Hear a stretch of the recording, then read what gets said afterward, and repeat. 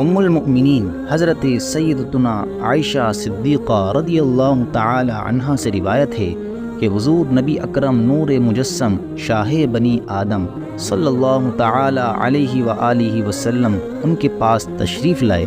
اس وقت وہاں ایک عورت بھی موجود تھی۔ آپ صلی اللہ تعالی علیہ وآلہ وسلم نے استفسار فرمایا، یہ کون ہے؟ ام المؤمنین رضی اللہ تعالی عنہا نے عرض کی، یہ فلاں عورت ہے، اور پھر اس کی نماز کا ذکر کیا۔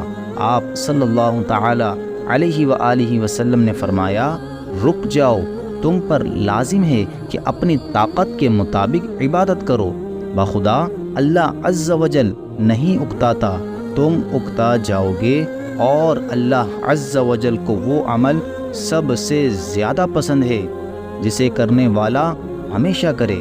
علامہ نووی علیہ رحمۃ اللہ القوی الفاظ حدیث کے معنی بیان کرتے ہوئے فرماتے ہیں، ماہ یہ نہیں اور زجر کے لیے آتا ہے، لا یمل اللہ یعنی اللہ عز و جل نہیں اکتاتا۔